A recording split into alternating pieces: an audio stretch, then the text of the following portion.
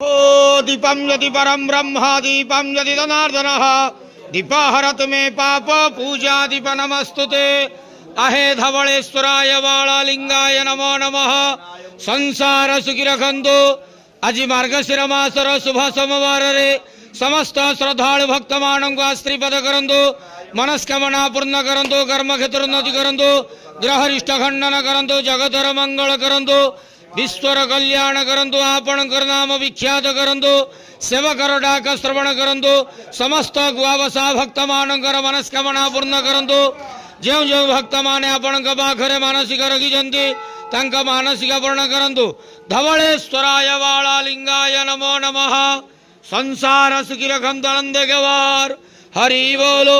आज मार्गशीर मासर शुभ सोमवार रे समस्त श्रद्धालु भक्त मान को आशीर्वाद करंतु आनंद गवार हरि बोलो।